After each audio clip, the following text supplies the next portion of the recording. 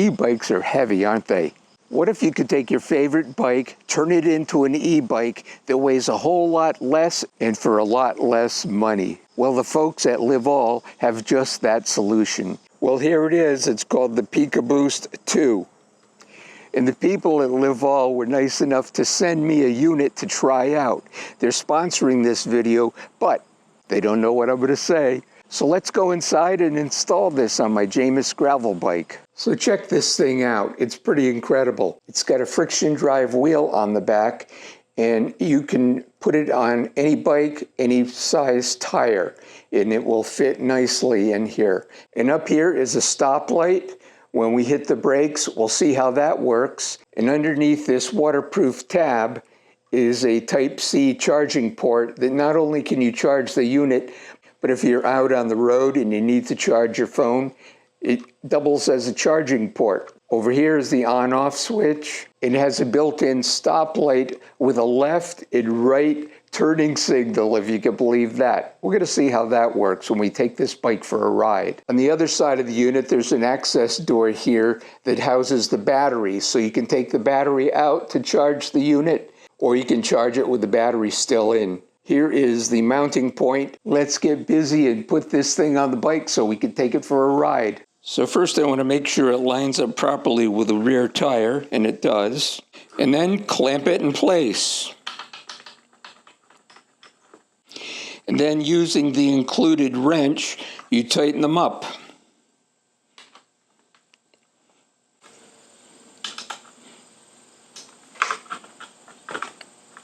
So they're just snug enough. You don't need to put a real heavy grip on there. You don't want to crush your aluminum seat post. Now the unit actually has to be secured.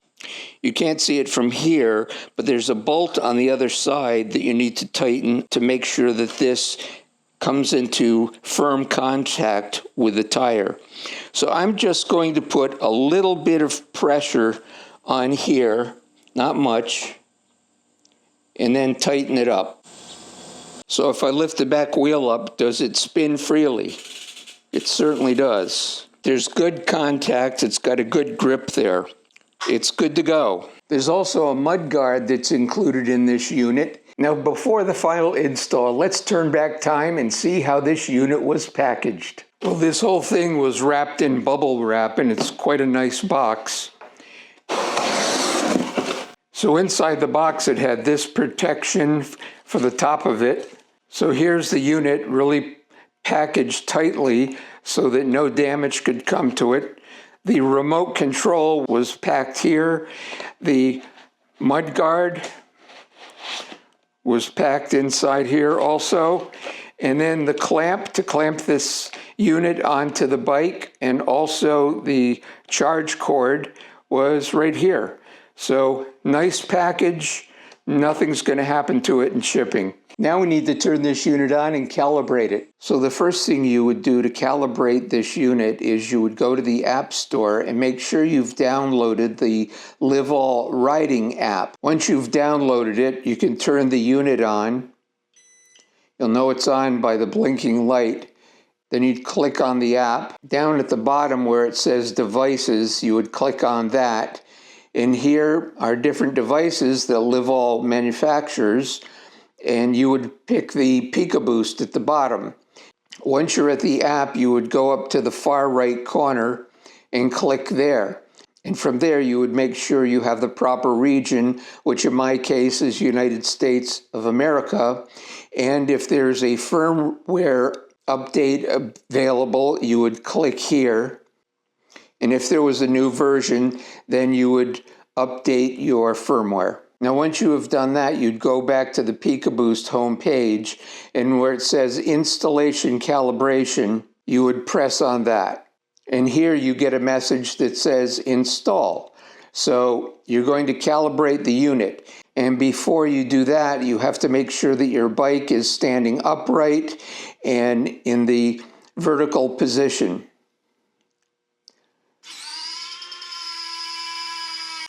It says installation in progress, please wait. And you could hear that there was a noise going on. It's making sure there's proper pressure between the unit's wheel and your back tire. So there are a few items that you can choose from here. At the top it says device name, PikaBoost 2. You can change that if you'd like. It could be Steve's PikaBoost or whatever.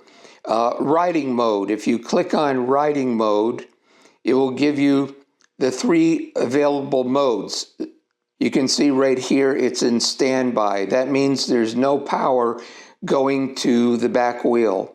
Assistance mode, and eco mode, and free cruise. The meaning of each of those modes is described in the description below the video. Now let's go take a look at the remote control that's mounted on the handlebars.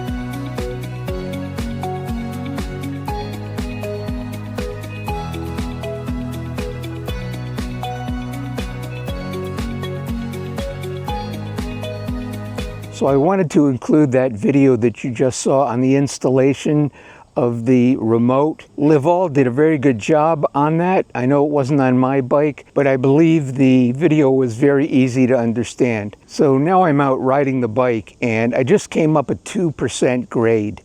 And true to its name as PikaBoost, it gave me a boost. So if you just want a little boost to get up the hill, this boost is awesome. And on flat ground, it's amazing. As I said previously, there are a couple of different modes that you can ride it in. And let me explain those. So as you can see, there's standby mode where there's no power to the motor. And then assistance mode gives you the ability to pedal and regulate your speed. Then there's eco mode. It doesn't give you as much boost. The free cruise mode down at the bottom is pretty awesome. It allows you to come up to speed, and it will maintain that speed until you hit the brake. As we mentioned before, by pulling on your brake, it disengages the motor completely for your safety. Now here is the remote, and for my convenience, when I mounted it, I put it on my accessory bar, and I can get easy access to it. If you want to put on the blinker light, you would hit this button to go right, you'd hit this button to go left, and that works out well. So in free cruise mode, you either hit the up button if you want to go faster, or the down button if you want to slow down, and that comes in very handy. There are two other buttons on here. One is for a camera, another is for your phone. Now that would be if you wanted to link up to a headset. And that doesn't apply to me. I'm not going to be talking on my phone when I ride the bike. So I'm going to ride the bike a little more and see how things work out. So as soon as I started pedaling in assistance mode, that motor kicked right in, and I'm moving right along. And I'm on a flat. As I coasted for a while, the motor was still engaged. As soon as I hit the brake, it stopped. Now I'm going to stop and put it in free cruise mode and see how that works. I strongly recommend that when you're going to change from assistance mode to free cruise mode, that you stop your bike and do it then. It's really a distraction to be pushing buttons with a phone mounted on your handlebars. And also, if you want to keep your phone in your pocket, just set it to whatever mode you want, put your phone away, and you're good to go. So far, so good. I like it. And I stopped pedaling, and I'm still maintaining my speed. Let's try free cruise going up a hill. Now this is only a 2% hill, and I can tell in free cruise it kicked in. I'm moving right along, and it's giving me a boost. But I think this thing is fabulous. Oh, and if I didn't mention it, when you're riding this bike, And if you were to fall over or your bike goes 30 degrees to the side, the motor automatically turns off. So that's an added bonus right there. I mentioned that I wanted to demo the brake light and the turn signals. So take a look at this. It's pretty awesome. So here's the brake light. Here's the left turn signal.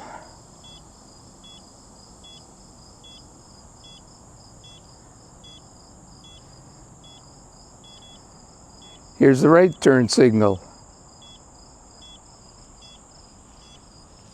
And those signals stay on for a good 15-20 seconds. Oh, it just went off, so that's good. What do you think of that for a safety feature? I love it. If you've stuck around this long and you're really interested in purchasing one of these units, the next portion of this video is going to really do a deep dive into all of the specifications. Some I haven't even mentioned yet. So now we're going to go into a deep dive on the specifications and features of the PikaBoost 2. I'd just like to say that the Livall company reached out to me even before this unit went to market and asked if I would test it out, give my impressions, and make a video. During this process, I've had conference calls with their engineering team so I could get a better understanding of the unit while it was still in development. So they've come out with a unit that's unparalleled in the industry, and we're going to talk about those features right now. The first thing I'd like to say is the PikaBoost 2 installs really simply on your bike. As long as you have an aluminum seat post and you have their specialized Allen wrench, it's a snap to put on any bike. Let me talk about this wrench a little bit. This isn't your average run-of-the-mill Allen wrench. It's paired with high security anti-theft screws on the seat post, so it's hard to get the unit off. Not just on the seat post clamp, but where the PikaBoost 2 connects to that clamp on your seat post. It also uses an anti-theft screw that is accessible by their special Allen wrench. So once the thing is installed, it's rock solid. So when you go over a bumpy road, the thing's not going to bounce up and down on your tire. You're going to have a firm grip. Now, we talked about the size of the tires that this unit is compatible with, from 14 to 29 inches. Well, what about the width of your tire? Well, anywhere from about 1 inch to 2.5 inches wide, it will accept a tire.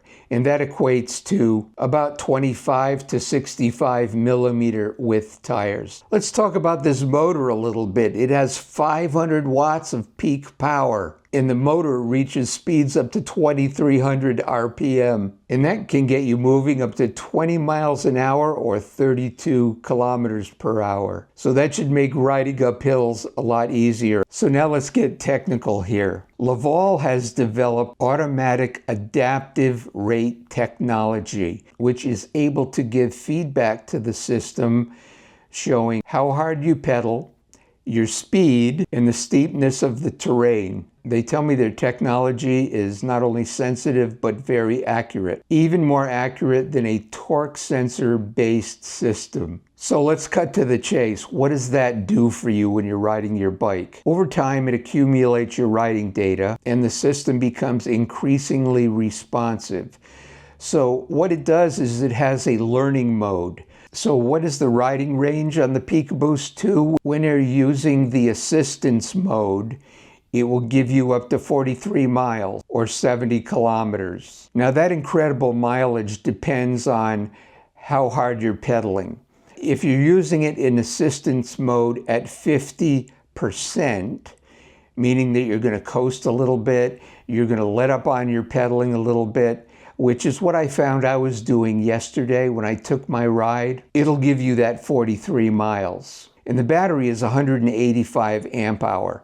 So that's pretty robust for this type of an e-bike battery. And they're coming out with a 220 watt hour replacement battery that's optional, that's reported to give you up to 59 miles of riding which is 96 kilometers. So now let's talk about the 4 different riding modes. So if you remember when I was out riding the bike and I showed you on my iPhone screen, now those 3 modes that I showed you are available now, but when this bike goes on the market, it's going to have 4 modes. So the first one is workout mode, and what that does is it just gives you resistance. So if you're out riding, let's say you live in Florida and everything is flat and you're on a bike path and you want a little more resistance to get a workout. You know, I'm only out here for 20 minutes, right? So get your 20-minute workout, put this thing in workout mode, and you'll have just a little resistance as you pedal. So it'll give that workout to your muscles that you're looking for.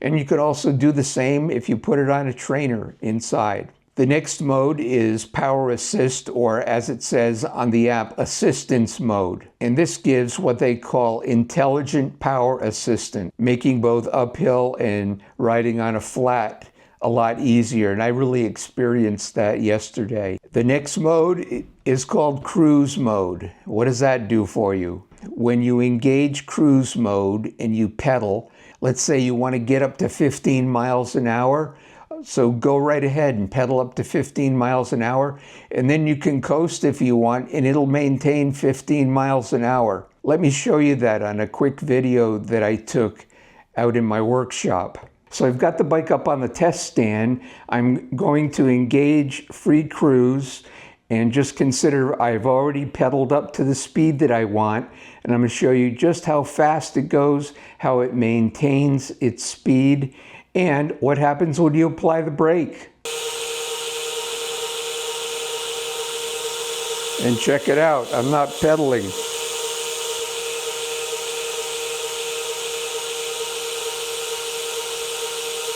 Now what happens when I apply the brake?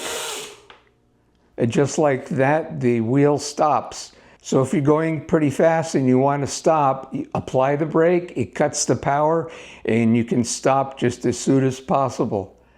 That's pretty impressive, don't you think? That you can maintain your speed without even pedaling. You saw the pedals weren't moving and the thing was going like crazy. And then when I hit the brakes, it immediately stopped. So there's your safety feature. And finally, the eco mode.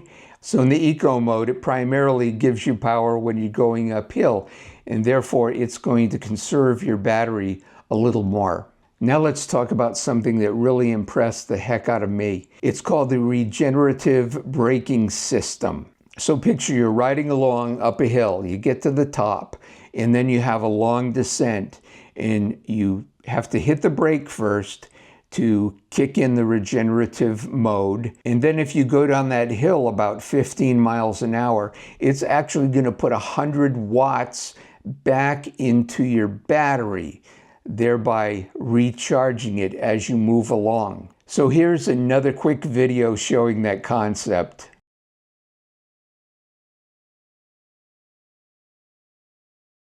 I think that's pretty nice.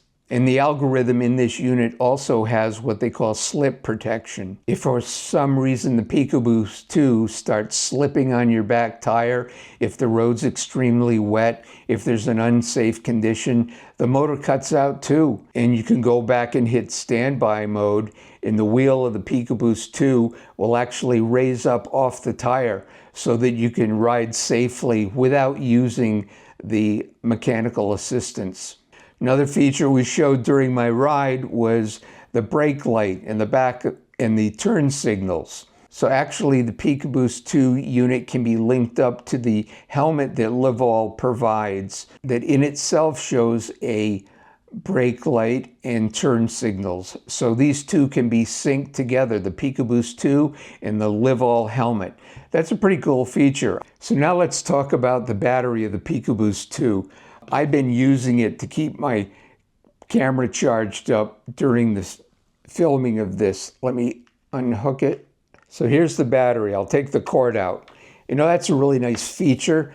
You can actually use this battery, of course, when you're out on the road to charge up your phone, or if your Garmin is running out of power and you need to give it a quick charge.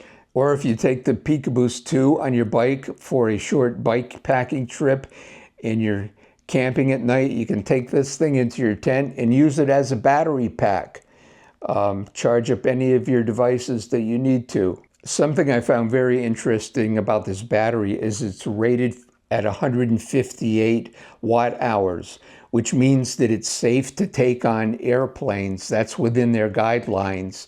And when you're on the plane, you can use it as just a normal battery pack if you want to, and plug in your phone or whatever to keep things going. So this battery has a maximum input of 65 watts and an output of 100 watts, which means that you can charge various items with it, such as a smartwatch or an iPad. So now let's talk a little bit about the Livall riding app. You can download it from the App Store if you're running an Apple device, or you can download it from the Google Play Store if you're running an Android. It also allows you to customize your settings, monitor your riding, almost like a Strava or a Ride with GPS or a Garmin Connect. And this is all done via Bluetooth between the PikaBoost 2 and your phone. I've got to admit, this is next level stuff. Very impressive, don't you think? And from what I understand, a lot of these features, like that standby feature, lifting the wheel off of your tire, is not available on most of the other common retrofit kits. And again, if you want to mount this thing on multiple bikes, you can. I didn't show it now, but I did put it on the back of my Priority 600X, and it fits right on that 2¼ inch tire with ease. So we already talked about the range that's available on the PikaBoost 2. And I have to tell you that when I took it out for a ride, I was out for about 45 minutes. And when I got back, I looked at the battery level indicator and it showed that I still had full battery power. So that's pretty impressive. And oh, by the way, this battery only weighs about 2 pounds or about 1 kilogram. That compares to e-bike batteries that are very heavy. The last e-bike that I tested, the battery weighed a little over 9 pounds. So I want to wrap this up pretty quickly, and I'm just going to go through a couple of specifications. I promise it's not going to take over 60 seconds. The PikaBoost 2 has a maximum power of 500 watts, but a normal operating power of 350 watts. Charging time, 3 hours. The weight of the PikaBoost unit, before you install it, you put it on a scale, 6.6 pounds or 3.52 kilograms. And what is a waterproof rating? It's an IP66, which is pretty robust. That covers you for extreme dust, sandstorms, water, driving rain, whatever nature can throw at you. So I hope you've enjoyed this video. I strongly suggest you take a close look at the PikaBoost 2. I'm so glad Livall sent me a unit and gave me the opportunity to test it out. Now let's cut to the guy outside. Well, if you got through all those specifications, I applaud you. So thanks again for watching, and as always, happy pedaling.